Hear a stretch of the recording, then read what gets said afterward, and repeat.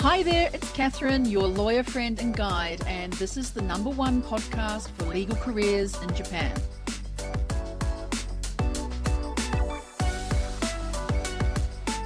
Thanks for stopping by the Lawyer on Air podcast. I'm so glad you're here.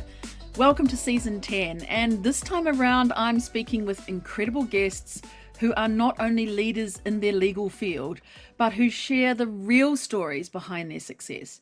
Insights that you will not hear anywhere else.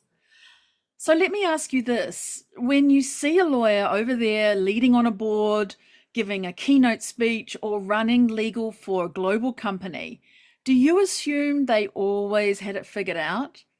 That's how it looks, right? And I'm going to tell you the truth here, my friends.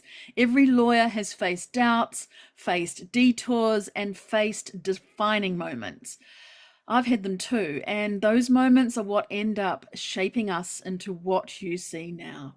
So in this season 10, I'm asking some bold questions. What did it really take? What did they not see coming? And what do they wish they had known earlier? Kicking us off is Ayako Shotoku, General Counsel, Chief Risk Management Officer, and board member at Panasonic. One part of our conversation really stayed with me. Ayako's view on mentoring forward. That we honor the mentors who helped us not just with gratitude, but by showing up for other people. It made me really think about those amazing mentors who've championed me early on in my career and shown me the importance of passing that torch on. So as you listen, think about your own mentors and who might be waiting for you to step up next for them. Stay with me and listen to Ayako. Let's get into it. Hello, Ayako, and welcome to the show. Thank you, Catherine. Thank you for invitation. Oh, it's so good to have you here. I've been waiting for you to come, and finally you're here. So I am going to ask you the first question I ask everybody. Okay. Imagine we are meeting up. Where are we, and what are you choosing from the beverage menu? So any location is fine with me, so long as I have very good company like yourself. Oh, lovely. Lovely. Yes. And there's one beautiful bar in Osaka. It's very elegant, Yes. also very quiet, Ooh. but they have very good drink. It's called the bar Augusta. Augusta. hmm Oh. And it's amazing that the bar was there when I joined Panasonic more than 30 years ago, and they still stays in the same location and no Wow. change. I think that is why maybe I like that bar. That is incredible because that's not actually very common at all these days. I know Japan, a lot of places stay around for a long time, but during COVID, right, a lot of hmm bars did actually close, but this must be an amazing place. hmm I'm due to be in Osaka in a little while, Okay. so I would love to go there. Yes, you did. It's very located very central part of Osaka, very close to Osaka Station, very conveniently located. But it's not that easy to find. I think that's also very good to kind of maintain very quiet, peaceful environment. Yeah, a lot of bars in Japan are not easily marked or not openly marked. They're quite hmm secret, right? So you hmm might know where it is, but it may not even have, for example, Augusta on the door or on a sign, but you have to know where it is. I Right, guess, this exactly. is part of Japan. You can go to some very special places. And you cannot really see what's inside from outside. No. Although there's the sign on Bar Augusta at the entrance, but you cannot see inside. So I think my friend took me there more than, of course, 30 years ago. And I think the first time when I went there, I was a little bit intimidated to open the door. So Ah, you may feel the same. yes, it's exactly how you feel, isn't it? You're intimidated and what is behind there. You don't know who's there, who's at the counter or anything, but that's also fun, I think. hmm I Mm. agree. Oh, wow. I look forward to that in the future. Thank you very much. Let's get into your early career path and your pathway into law as well. You have such a unique background academically with the Bachelor of Arts from the College of Comparative Culture at Tsukuba University. And then you did law at Chuo University and also a later an LLM in the US. What was it? I've never asked you this question before, though I've known you for years. What led you to start a career in law? Was that always a plan for you? No, at all. So it's kind of interesting that I have never mentioned how I started my career in law. So when I joined Panasonic, I was assigned to international marketing, advertisement, and like communicate. So it's not a legal function that I Right, was originally assigned to. right. But I have been transferred to a legal function, legal department at the late 20s. And then of course, I started working in a legal department. But I also kind of recognized that I should also study law academically in addition to learning legal work on the OJT basis as doing my day-to-day task. And after I successfully finished studying law, so I was attending Chuo University while working. That's the point, right? That's the Mhm. point I wasn't aware of. So you were at Chuo University and also working at the company. Yes. Got it. And when I was able to successfully graduate from Chuo University, Panasonic decided to send me to US Law School for LLM and the bar.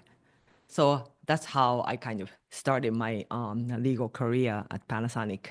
Oh, I see. So is there something before that, though, that you thought about doing law? Or is it just, as you say, as you worked in the company, you realized that actually doing black letter law study was important for you rather than simply working on the job? I think because my boss then, who was head of the legal department, I was working, he was kind of very unique individual.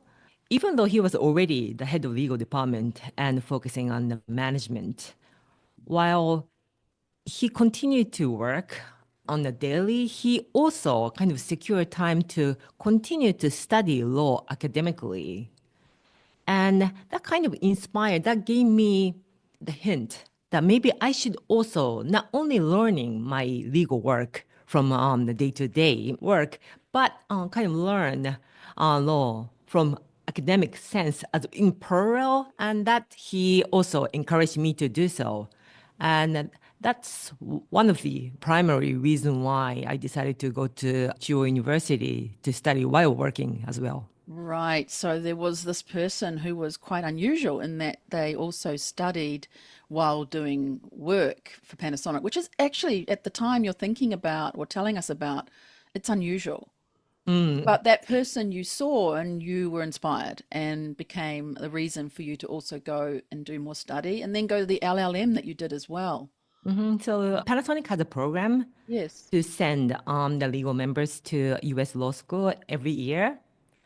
And although when my boss encouraged me to also study law Yes. academically, he also advised me that I should also try to go to a law school in US and also the bar, and Mm. which was very unrealistic. It's like really a dream that I did not think I could really achieve at that time when he mentioned for the first time. But he continued to remind me to go to US law school because I was involved in cross-border transaction then, and definitely see the value for me to study in US law school so long as I will be continue to be involved in various cross-border transaction within the legal department. Right. Did he actually do that himself as his pathway? Did he go and do an LLM? No, he didn't. I Ah, think that may be one of the reasons why I kind of thought about it. Maybe it may have been his dream. interesting. Mm. One of the wonderful things about doing a podcast like this, Ayako, is that you realize these things Right. and you realize the people in your life who live for you what they wanted to do, or they want you to do what they couldn't do or haven't done to see you being successful. And maybe if this person is still around, Yeah, he is. there's And a then still, chance for you to talk to him and just ask him that question. right. Yeah, that would be one of the topic I like to discuss with him when I see him next. Wonderful. I continue to stay in touch, and he continues to be really encouraged. And he was so happy when I told him that I will be promoted to be head of all Panasonic legal Whoa. team. And Yeah. he was so happy with that news. So I was also happy to see him so be proud Mm. of me in that way.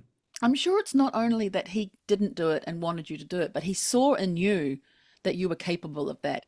And often it's people outside of us who see our capability before we actually see it ourselves. Mhm.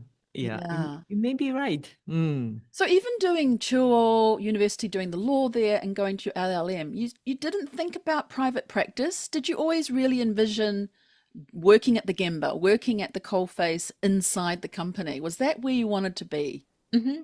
Of course, since I started my legal career as an in-house, I have never thought of working on the private practice.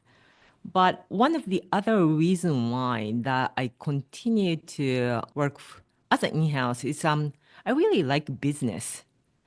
And for me, of course, I'm working for manufacturing company. But for me, with my background and expertise experience, I cannot really sell the product or I cannot even develop the product.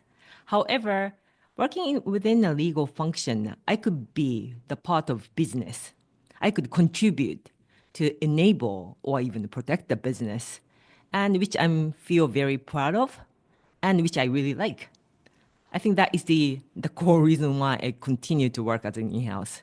Yes, and I think you feel it even more inside the manufacturing company that you can be, as a legal member in a company that makes things, you can be that important, like cog in the wheel, the whole cycle of the product. You can actually be part of the business. Right. So, looking back at your career, though, up to that point, is there anything you think you would have done differently? Or is there something that you really did that you think was great? So it was a good pathway to take. Or is there anything that you think now, I wish I'd done such and such? Or does that not really come up for you? I kind of thought about it, but of course, I think there's so many mistakes that I have made throughout my career, which I fully admit. However, for me, I think making the mistakes is also very valuable at the end. So I do not think in that way that what I should have done differently. Mm, But I think all that the career and the position I gain at this moment is based on so many experiences, including on the mistakes and failure that led me to where I am. So I think all those, even the mistakes, does count. mm.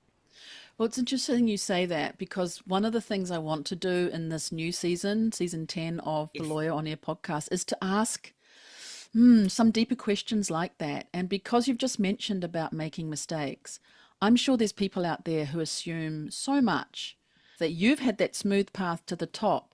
But Yeah, as that. you mentioned, you've made mistakes, you've had stumbles, and those stumbles can become our greatest teachers.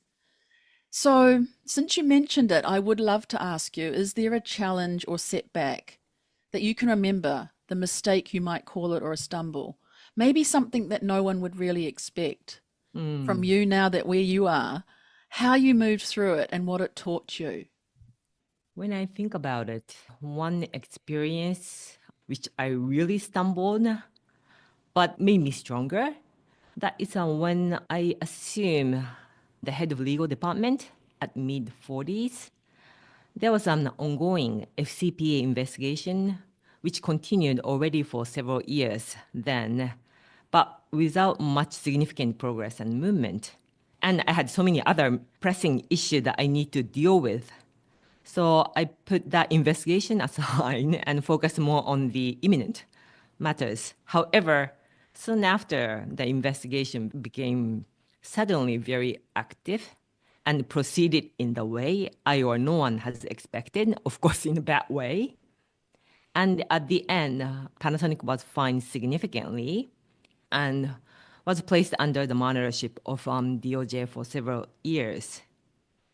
And with that outcome, yeah, I cannot help kind of continue reflecting myself what I could have done better to minimize on the business impact and financial exposure.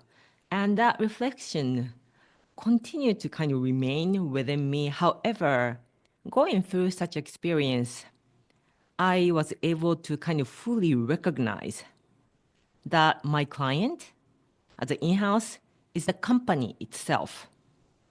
And with that recognition, I kind of continue to rely on what I have discovered then. And it's continued to be my core and sole criteria when I had to make an ultimate, very difficult decision. Yeah, that's super significant. So, did that teach you something internally about yourself then, that apart from client as the company, how did that change you, Ayako, that whole process? Since then, when I have been transferred to a different position, I try to really kind of learn by myself. Of course, there will always predecessor who will explain the ongoing issues that I need to deal with within that new organization. But I try to really understand by myself, even though there are many information that my predecessor will provide, I need to confirm by myself. Otherwise, I do not feel comfortable.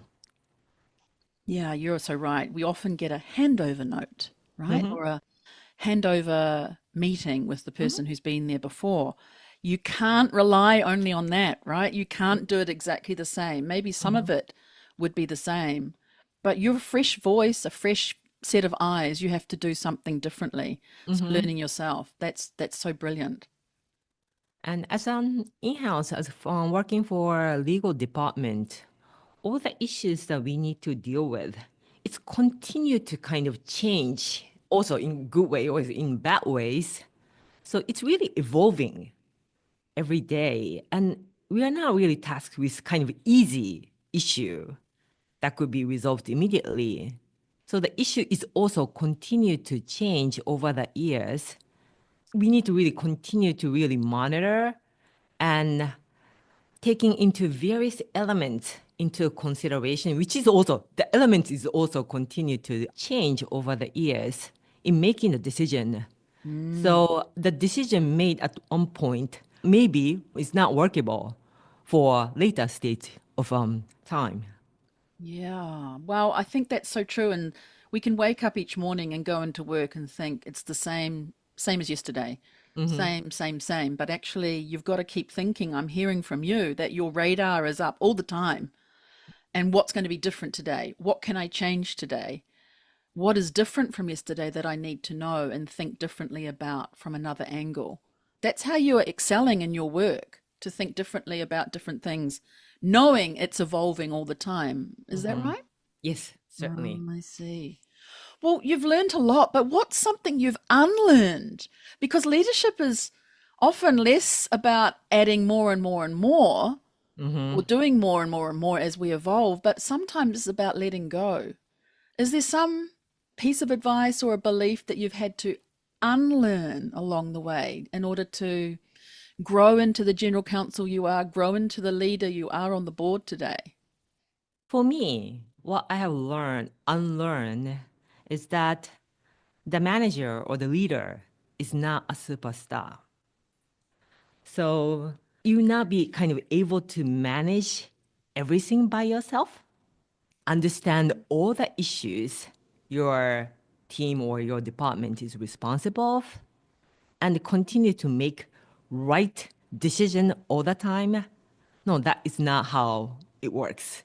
That's how I kind of recognized when I became the manager at the mid 30s. I kind of really believed that I need to really understand everything, what is happening within my section. And I need to be involved in all the issues and I have to make a decision by myself without delegating to my team member then. And that did not work. But it did take some time for me to recognize that is a role of the manager or the leader. But it did take some time for me to Yeah. realize. Yeah, I was going to ask you about that because I don't think it's something that you wake up and say, I'm going to do it today, hand it over. How does it happen that you start to do that? Do you do it little by little, start delegating a small project, or you actually give somebody something really big and say, I'm here to help you beside you? How do you start to delegate and let loose of all the issues and not needing to know them? How did you do that yourself? So when I became the head of one big legal department, before then, I had Hmm. been promoted to the head of legal department. My biggest number of the team was around like 7 or 8. But with that new position to lead the whole legal department in one of the business company within Panasonic, all of a sudden my team members become 60 Whoa. and located in not only one office, but in multiple locations. Mm-hmm. So before then, my maximum team members were 7 or 8. So I was still struggling to delegate, but I was still able to kind of manage being involved in many of the issues. Mm-hmm. But with 60 and located in various locations, there's no way that I was able to be involved in all the issues. But I need to start delegating to my then I called leadership team to manage 60 members and also manage various projects that the legal department was involved. So I think that was kind of good turning point because it was no longer really possible that I continued to manage how I did with a much smaller team or organization. Yeah, so the situation made it so that you had to do that. But what's the first few things you do in that situation? Do you get to know your team members first? Or do you start trying to organize them into teams and then work with the team to figure out what work they're doing and then what they need to report to you on or what you can delegate to them? What were the first few things that you did there? Because I'm sure there's some people here who are thinking, oh my goodness, I would never know what to do first from 7 or 8 members and 10 times that. So, what would you suggest for that first few things, or perhaps what you actually did? So I realized this is not possible for me to manage by myself. I need a leadership team who I could delegate, Hmm. and through them, I was able to manage the 60 members of that department. So I think the first step I did was build a very reliable, trustworthy, and very competent leadership team under me Hmm. who I feel comfortable. So building the team and also start building the relationship with each members of that leadership team. It did take several months, but once I feel very comfortable with each member of that team, I feel more comfortable being on delegate. And from then, it's not really overnight delegation of all the tasks, but step by step on delegation. And at that time, I think also the member of that leadership team is also like trying to understand how I would like to manage that organization. And the second step is even though the number grow to 60, but still 60, I was able to have kind of individual touch point with each member of that organization. So the second step is after that leadership team has been built, I start kind of traveling to various locations to meet individual members so that I will have direct touch point with each one of them. That was my kind of second step. It did take several months, but once it started rolling and I see more I delegate, I could feel that the leadership team members are more so motivated and feel very responsible of what they have been assigned. So it's a good mutual relationship that help both end to active effectively and efficiently. So interesting because you were hesitant to delegate, or how do I do this? And then you started to do it, and it took time. It's not an instant thing. But the more you delegated, the more motivated the people who were delegated to felt, Mm-hmm. and how more responsible they felt as well. So isn't that it? That's a really key point is building the relationship, having those individual touch points, but being able to let go as a leader, being able to actually let go and give it to other people to do. That's pretty hard, but you managed to do it. But is there some key thing there? Is it, did you tell yourself, look, it's going to be okay, it's going to be fine? How do you actually manage to delegate something? Because it's pretty hard. I remember when I tried to do that, I felt like I was giving things away and that I was losing, or that how did I know if that person was going to do it as well as me? So, did you struggle with that too? Yes, I definitely did at that time. Yeah, I feel my favorite work within the legal department or legal function is review and draft contracts. That's my favorite work, and I think still is. However, at that point, I kind of decided I will not read any draft because I need to really delegate to all that leadership team members. It will be their responsibility to review the draft. And it's not my responsibility anymore. I feel very sad, frankly, that I will no longer be able to read and draft the agreement. But that is a kind of rule I really kept since then, even though I definitely feel that I'm losing my favorite work, but that's not the responsibility that I need to fulfill as a leader of that organization. Wow, is that not a gem or what? That is just beautiful because, hey, I'm with you on the favorite work of reviewing and drafting contracts secretly.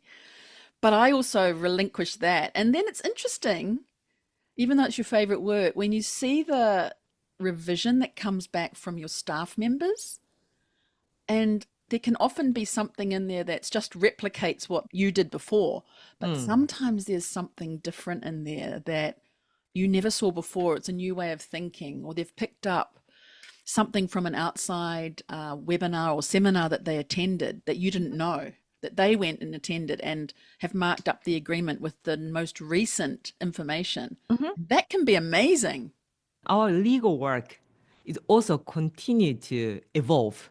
And I think you really need to really delegate who really understand the current issue, current trend, current changes to be reflected on the legal work that they assume. Especially at this moment, being kind of leader of the whole Panasonic legal team, which consists of 700 people around the globe, it's almost impossible. It's not almost, it's just really impossible for me to continue to monitor those development and changes and evolvement that the legal and compliance department faces every day. I really need to rely on each individual to continue to catch up with the changes, expectation, and development. Otherwise, we will not be able to fulfill the role as in-house in always changing business environment. Yeah, so at the right timing, you hope that people will give you the information of the latest things they've heard. It may not be an email every day, hey, I heard this, but perhaps I know you're very popular on panels and speaking at different events in Tokyo and Osaka. And I guess sometimes you might be asked all the questions from the latest information. What is it from your point of view? Perhaps before those places where you are speaking, you need to actually gather information from the people around you, the 700 people, not maybe going to all 700, but you gather the information because you can't be over everything. Yeah. So you collate that information and then you're in a position to be able to speak on those boards or when you're doing reporting to panels and things like that, correct? Yeah. Definitely. So whenever I join any like panel or the event, of course I need to involve my team Yes. members to Yes. prepare myself Yes. because I need to kind of most updated information that I need to present at such opportunities. But Right. of course, on the day to day, I need to keep being updated. Otherwise, I will not be able to fully Mm. understand that. Even right now, even at this moment, The 700 members continue to work around the globe, and there's always changes, development. Yes. Mm. Wow. Are you still sometimes able to pick up a contract and have a look at it and put a bit of red pen, Akapen Sensei, in there as well? No, no, No. no. That's my rule. There So you it's kind go. of really my ground rule. Yeah. So even though there's Kesai procedure, I Yes. need to approve. Of course, within the Kesai document, there's always the draft attached for my reference. But I made very clear I will not open the file. I will Whoa. very dependent on the manager who is responsible for that project. So there's the individual and there's the manager who oversees his or her subordinate members' work. So it's a rule that I really honor. That is interesting And because mm, oftentimes at Kessai, the approval point in time, people will open up the file. But if you make it known that your rule is, I'm not looking at that file, so it better be right before I approve it, that really puts it back on everybody to have ownership of their exactly. work. Hmm. Mm. Oh, I interesting. think that's also, of course, I would not be able to review everything anyway. Yeah, So that's in light right. of such the Absolutely. reality, I think Yes. that is a rule that I, of course, remind me to keep, but I'm kind of also forced to abide by the ground rule because otherwise it will not be realistic. Wow. Yeah. Perfect. Absolutely amazing information and advice there for anyone who's in struggling with that themselves and what to do. You've given some great advice there. I'm also going to ask you about probably a pivotal moment in your career because every career has a kind of defining moment. Maybe it's a decision or event or a challenge that shifts everything. And you've told us a little bit here, but Mhm. has there been one specific moment that comes back to your mind that you learnt and how it shaped you in your leadership or your career path from that one big thing that happened? So it's kind of relate to how I start my legal career within Panasonic. Soon after I joined Panasonic, I was assigned to newly established business division, which was responsible for launching new product and services. It's a video game. Mm, And I was responsible of international marketing, advertisement, and communication, but not legal. yes. So the business was great at the beginning, attracting attention from both in and outside Panasonic. And I enjoy traveling to various regions abroad to launch and market the game console and software. However, after a few years of good days, the business started stumbling. Mm, And I was transferred to a corporate strategy planning within that business division, assisting the head of business to find and negotiate with potential business partners in hope to turn around the business. mm, However, the efforts ended in vain, mm. and I had to see my colleagues off being transferred to other business division within Panasonic every weekend. So as I was working closely with a legal member who was responsible of that business division in negotiating with potential business partners, he at the end asked me if I'm interested in working in the legal department or transfer Mm. to a legal function, as he also kind of viewed that there was no future for that business. From my perspective at that time, and the work at the legal department does not seem so attractive. My impression of the legal departments, many of the members is sitting in the office all the time, Mm, reviewing the documents, reading the books, mm. but it's always kind of Not very exciting? right, exciting, exactly. And one of the dream that I had when I joined Panasonic 30 years ago is I need to continue to travel around the globe, even though I did not have any specific job that I wanted to be responsible of when I joined. But my dream was to continue to travel around the world as part of my work. Mm, And the legal department work, to me, is far different from what I envisioned. But at the end, I accepted the offer because I also see that business is no longer sustainable. And I also kind of recognize I need to have some strong like backbone expertise Mhm. for my work. Otherwise, a job could easily disappear. That is what I experienced in 20s, and that I started my career, legal career within Panasonic. That is definitely one of pivotal moment that kind of really triggered me to start legal career. Otherwise, I may not be where I am. Ah, that's a really key point, isn't it? That there's lots of trends, such as that video game product, but then the trend can disappear, and the people that work with that trend, they lost their jobs. You said you saw them losing, not Hmm. there the next weekend, they'd gone over the past weekend. Right, So, learning that you needed to have a backbone experience to reinforce your position, that you could have a job that wouldn't disappear. right, exactly. Hmm. Right. Yeah, that would be pivotal. Amazing. Well, I know a lot of people have clicked onto this episode because they want to hear you talk about how you broke into that boardroom at Panasonic. Did you have an idea at some point along the lines there that you wanted to be on the board? Or was it something that you were presented with? Can you tell me how that came about? I don't think I've heard this story before. I'm not sure if you've told anybody, but how did it come about that you were invited to be on the board? And did you pursue it yourself too? No, so I have never thought about being the board member throughout my career until now. So my predecessor was on the first general counsel sitting at the board in Panasonic. So he was invited to join Panasonic from outside to assume that general counsel role because we had a serious compliance issue then.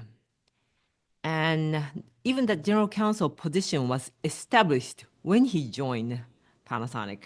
And until then, there was always an executive, either director or officer, who was responsible for legal function. But they came from a different background, such as finance or HR or even the government. So I have never imagined that homegrown legal personnel to be a board member. So that is not something I could imagine. Right, and nobody else would have probably within the company because of the tradition that had existed. So this person broke the glass ceiling a little bit. But then that's a male and someone who came from outside. You have been inside the company for a long time, right? And that's a different situation where you've been invited to the board as an internal person, As kind of homegrown homegrown. legal I love that um, word, homegrown. Yeah. so my predecessor stepped down and transferred that responsibility to me. I think it was a big surprise, of course, to me, but I saw also a big surprise to many of the legal members within Panasonic legal team as well. I think maybe it was also a surprise outside of Panasonic too. Yes, Many so people saw that happening and thought that is possible. mhm, It made a difference, I think, in the community seeing what was going on and that was something that was actually possible to happen. That a homegrown person could come up into the ranks and become a member of the board. So it changed a lot of things, I think. yeah, definitely. So I think that was also additional pressure because Mm, it has really attracted a lot of attention even from outside Panasonic as well. sure has. It was the first female homegrown individual to be the board members after 100 years of Panasonic history. Let's just say that again. The first female homegrown individual board member after 100 years history of this company. Yeah, that was how I think it has been included within the articles.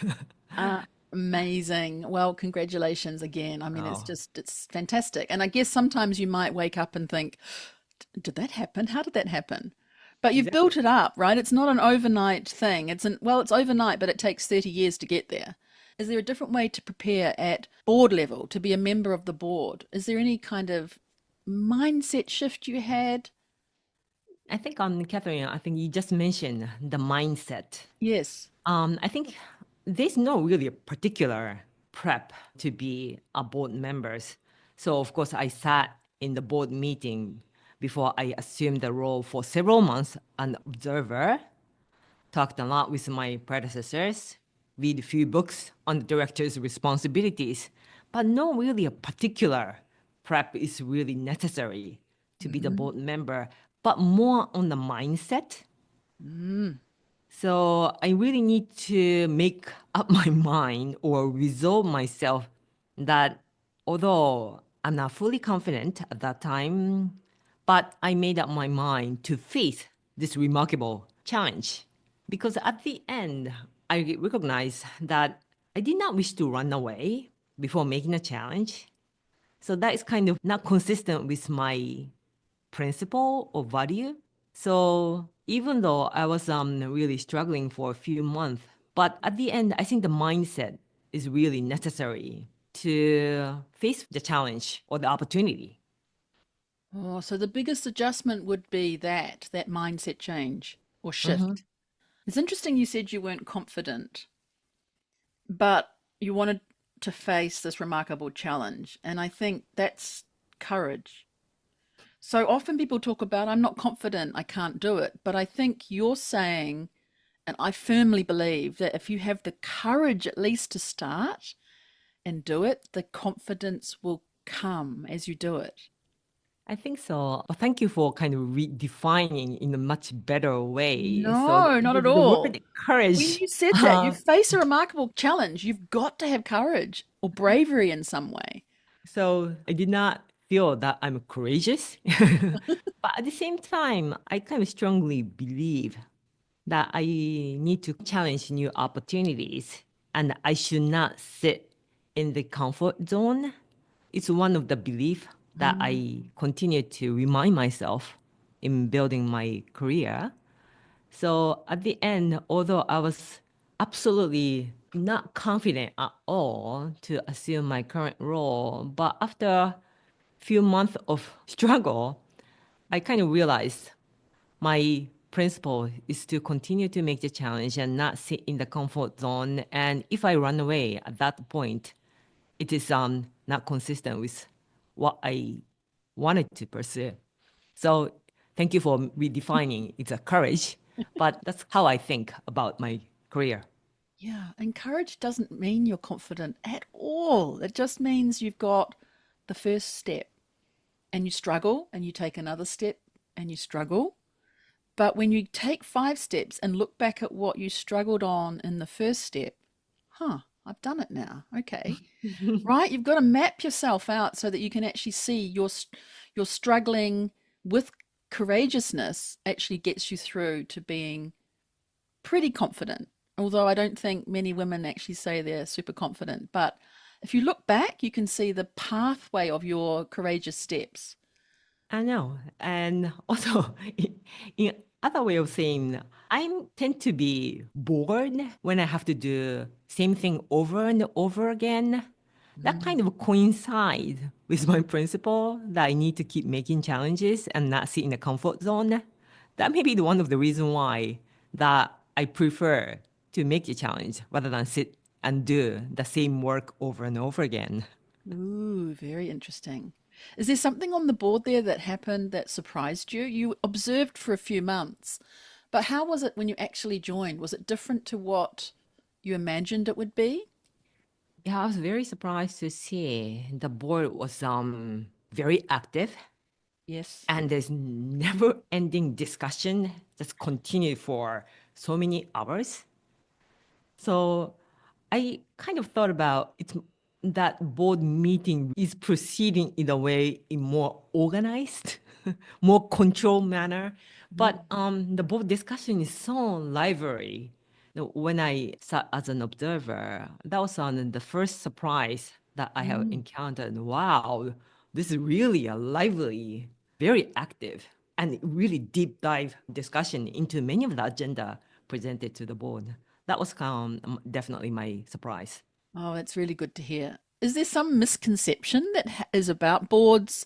Maybe you've actually just blasted the misconception that boards are very orderly and organized and everyone takes their turn. Maybe that's one misconception that you've now blasted away, as I just said, by saying it's lively. There are Mhm. deep discussions. Is there anything else that's different that you can say, you might think it's like this, but actually it's like this? So maybe it's from the different perspective, but Hmm. I think the board meeting is not something that you should be intimidated. Although I was very intimidated when I joined, so that was definitely a misconception. So with that very lively, active, deep dive discussion, it's really great learning experience from both external and internal, very diversified board members, which definitely add a significant value to your career. So I kind of sitting within that discussion. This is a really great learning experience, which I really gained a lot sitting there for now 3 years. Yeah, some of the things I love is when I hear a story that somebody has told that I would never have heard if I wasn't sitting in that room. Mhm. And I think that's what you're saying about being a really great learning experience. But hang on, intimidation, it happens. It's scary. Yeah, sitting there for an observer for 3 times or so, and I was so intimidated, and I had no clue that I was able to fulfill that predecessor's role sitting at kind of the board meeting. But it took several, of course, now have been there for 3 years. And now looking back that years, I was able to kind of finally conclude that a lot of preparation is definitely necessary to sit in the board. However, at the same time, I really should appreciate that this is a really great learning experience Hmm. that I've never had chance to gain unless I'm assuming my current role. Right. Is there any way you prepare for board meetings now, apart from typically looking at documents, of course, getting up to speed with the board bundle that you read?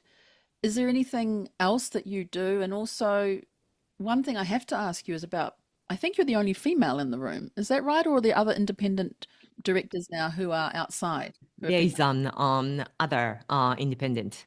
One more? What do you do to prepare, and how is it with the females in the room? Or is that not really a question? You're there because you're homegrown, and then you're also there as the outside person. It doesn't matter about your gender. So with respect to the preparation, of Yes. course, I really need to really go through a lot of document, especially when there's an agenda that I need to present to the board. Of course, a significant preparation is necessary. I need to collect much information from my team members to be fully updated and fully understand the issues. And in addition to that, similar to this opportunity, I continue to increase the touch point with the other legal professionals outside Panasonic as well to have kind of insight and also learn from their experiences as well. Not only sitting at the board, but being kind of head of the legal function, how he or she manages and what is the current issue or emerging issue that we need to deal with in the very near future Mm, and how they are kind of preparing themselves. So in addition to preparation internally yes. within my organization, but I also kind of gain a significant learning the know-how from the other legal professionals who is leading on the legal organization, not only within Japan, but elsewhere. Yes. External knowledge, right? And Mhm. information from other people, how they're doing it. How about the second part of that question about females in the room? So there's one independent director and one auditor who is sitting in the board. So since I'm not the only female sitting at the board, so in that sense, I'm not intimidated because I'm representing the minority gender.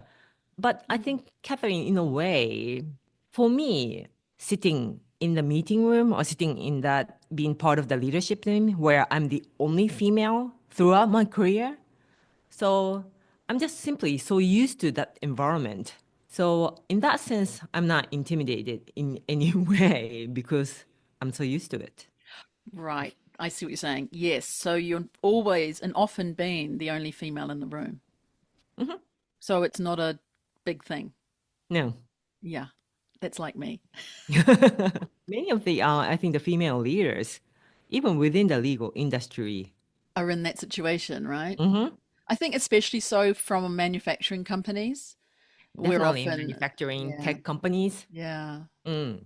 What about lawyers who are out there or people who are inside the company thinking they would love to do what you're doing? What kind of advice might you give them to help them to think about preparing for aiming to get on a board? Are there any tips you might give them? So now trying to fulfill my responsibility as a board member, I think the broader experience may be helpful. Broader experience beyond kind of legal function, such as assuming the other functions like corporate planning, risk Mm, management, or mm. even working overseas. The broader experience will definitely bring the value to be the part of that board meeting discussions. So for me, I had some background outside legal function in very early years of my career at Panasonic. But since then, I have been with the legal department throughout my career. So I do recognize that my experience is kind of limited to legal function or legal compliance related responsibilities.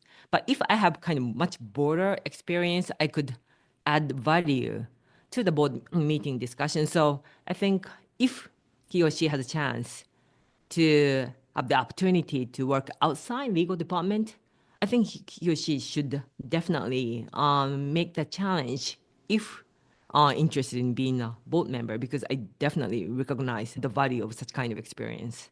Very interesting. Because on the board, even as a lawyer, you're not really, perhaps as a general counsel, you are providing legal advice as well on the board.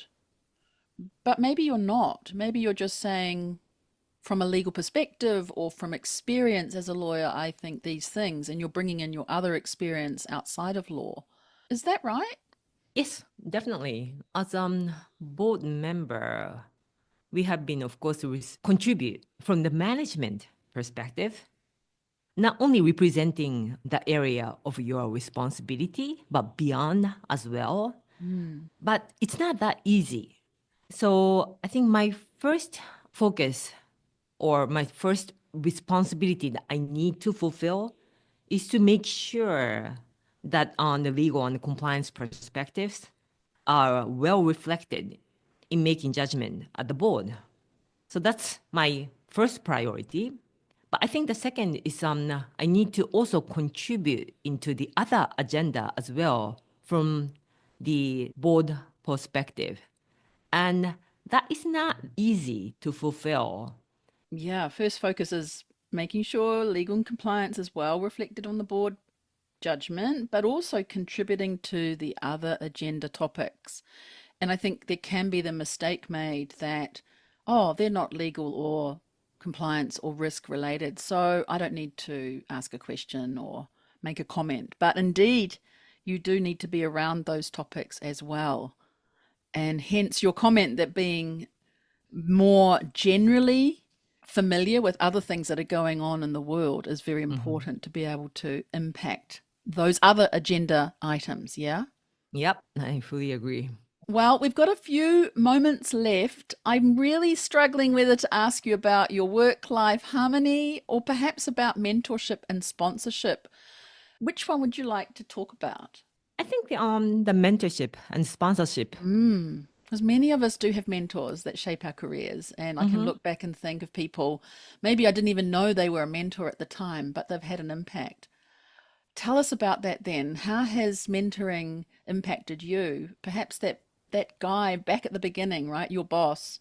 He was Hmm. kind of a mentor, sending Mm. you off to go and do law school and then do an LLM and get a bar when you Mm. never thought about it. No. How has that impacted you? And also now you as a mentor towards people within your company and outside? Looking back my career, of course, I have a variety of mentors. Of course, the boss who have really opened up my legal career within Panasonic is definitely one of my very strong mentor, and even now. So now I also recognize, as you mentioned, that I need to be a mentor to my subordinate members as well, because I was not able to give back to all my mentors what they have given me. But I think that is something that I need to pass on to a next generation. So that's how I could express my gratitude to my mentors. So I feel more responsible being kind of mentor to next generation colleagues who are interested in being mentored. Oh, that's just so beautiful because it's so true. You can't always give back to the person who helped you as a No, mentor, no, not at all. Really right? nothing. Oh my goodness, that's really, yeah, very deep for me. I think of a mentor in the past who I had who passed away, and I Oh, never got the chance to say thank you or do something for that person. But I got to mm-hmm, meet that person's parents, and I could convey to them the difference that mentor had mm-hmm, made in my life. mm-hmm, And the parents never knew that person had done that. They just thought, oh, this is my son and he's just an average guy. But actually, he made a critical difference in my life, getting into law, in fact. So to be able to convey that to his parents and see the look on their face and realize their son was even more than what they knew mm. was amazing, right? So that's one way of giving back in a different way. But also, I love that you're doing the gratitude by giving it forward to the people who are within your company, but I'm sure you've got external mentees as well. Yeah, I'm been asked to have kind of mentoring session with both in and outside Panasonic. And if I'm being asked to provide such kind of opportunity, I will make sure I will not decline. I will make sure I'll make myself available so that I will able to express my gratitude to my my mentors. But at the same time, being Mm, mentoring is mm. not also easy thing to do. So it depends on, of course, mentees, what they expect from mentoring session. So I'm also continue to build my experience being a good mentor. And I'm also really, even now, continue to think about what is really the definition of good mentor. Well, you took my question. What is it? How do you know you've been a good mentor? What is it? That is something that I'm continue to think about without any conclusion yet. But I think one thing that I could say is be a good listener. Yes. That's really important. At the beginning of my mentoring session, I think I talked too much because I wanted to try to like give as much as possible, but that is not really effective mentoring. And at some point, I realized I should kind of sit there and listen to what he or she wanted to share with me. And more they shared with me, they have a lot of takeaways by themselves Mm, without me really mm. talking much. They already have it inside them. You're just sort of leading them there in some way. And by listening, you're doing that. And one more element to be a very good mentor is to continue to provide a very good question to that mentees so they were able to think about themselves. Mm. It's more on the mentee resolving and seeing what they need to do for the future steps, rather than me providing any meaningful advice. No. Is there anything else you wanted to say about mentoring or anything else we've talked about today that I missed out or that you had thinking in your brain before coming along to talk about? No, I Hmm. think definitely covered. And this, I really appreciate that you have given me this opportunity to think about, of course, before this session with your candidate questions. And it was kind of good opportunity to reflect on myself and Yes. reflect on my career. And there are discoveries that I did not, what is really kind of the stumbling experience, which made me stronger. I've never really Mm. thought about it, but kind of reflecting on that question, I kind of recognized, okay, that was a very painful experience and just continued to stay within me. But there were something that I have learned. and which is now being part of my core value in Yeah, look at pursuing my that. legal career. So it's a very good opportunity to kind of reflect and discover, which I have not. And also, you vocalized it for, I think, the first time. Definitely. And now what you've said, Ayako, is going to help others because they'd never have known that. And Hope so. you're revealing something that's quite a vulnerable situation that you got through, and that became a core value for you. If it hadn't happened, you may have found that core value somewhere else along the lines, but Mm, it became very significant for you early on and has driven you. So I think if anything else, my question was going to be if someone was going to take anything away from this conversation today, what would it I hope be? so. The mistakes and failure is definitely the chance and opportunity to learn. Do not afraid to make any mistakes because it will be part of yourself at the end that you will learn from such experience. Furthermore, I think it's easy to say, do the challenge, but I think I simply think do not sit in the comfort zone. That is part of my principle in building my career because you're letting go your opportunity. But if you continue to try to be away from the comfort zone and go into the other zones, which you do not feel comfortable at the beginning, but it will definitely broaden your opportunities and perspective and a new experience, which is really is value to your career. When you said that, don't sit in your comfort zone because you let go of opportunities. Mm-hmm. It's almost like I had this visual of sitting in a seat and I just saw like a train going by that had opportunity one, opportunity two, opportunity three going past as I'm sitting in this comfort zone over here. I kind of got that thing that these things just going past you. Unless you jump out of that train and stand there and wait for the train to stop and get the opportunity. Let's move into just a few quite light-hearted rapid fire round questions to finish up because I wanted to ask you if you weren't doing law, if you weren't a lawyer, is there anything you would be? What else would you do? That was kind of a good question. I did struggle to come up with the answer.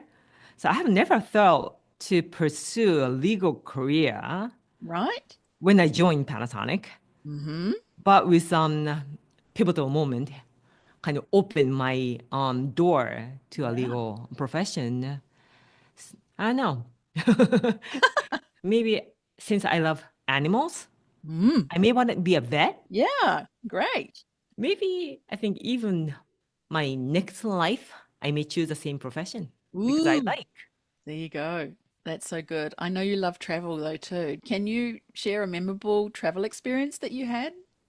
So as part of that FCPA Mm. investigation, so I have been to Washington, D.C. so many times. I have traveled like 15 times to Washington, D.C. a year. Woo. And of course, meeting with our councils and meeting with the regulators. And at that time, since I was visiting like so often, that town seemed to be so familiar to me now. And since on the end of that investigation, I have not been there for at least for 7, 8 years. And I recently, last month, we visited Washington, D.C. And the town still seemed to be, although the memory is not a good one, but I still like the town. And it just really refreshes my memory what the painful experience I went through. Mm. But still, the town was beautiful and exciting. And I think that is one of the location I wanted to revisit Wow. after I retire. Very good. How interesting. If you could think about a new skill that you want to get now, because I know you don't sit in your comfort zone, what are you thinking about next as a skill you'd like to master? So I don't know. So for my second life, I don't think I will able to do so within this life because I do not see any talent. But if I could like master new skill, I want it to be like being artist because I have no talent. For example, like playing instrument Mm. or design or paintings. I have no talent in any of those artistic skill set. So I don't think I will able to master within my life. But with next life, if I have better talent in that area, I think that may be one of the skills that I may wish to master, because at this moment there's no dream that I could achieve within my life. I guess you didn't dream to be a lawyer, so it's possible. Maybe step out of your comfort zone and try a class where you just have fun and go for it. That you never know. That might actually be hiding there and you didn't know. That may be Mm. true. Well, Ayako, thank you so much. We have unfortunately come to the end of today's chat, but I really thank you for saying yes to coming on Lawyer on Air. I know it's your first podcast, but I really don't think it's going to be your last. It's been an absolute pleasure to go back over your days there. And at some point, we did cross over, and I was working alongside you across the road at the other subsidiary. But it's been fun. Is there some way that if people want to get in touch with you, they can connect with you? Would that be LinkedIn, or is there another way to get hold It's of you? LinkedIn is Yeah. available. Okay. Well, great. We'll put your link to your LinkedIn profile in the show notes. And to listeners who are listening, I know you've been inspired by this episode, but if you have been, please do share it with someone who needs to hear the words that Ayako shared. And if you really loved it, please also give us a review on Apple Podcasts or Spotify. We love seeing 5 stars and we love seeing some comments that people have made after having listened. So thank you everybody very much. That's all today. We'll see you on the next episode. Cheers, kampai, and bye for now.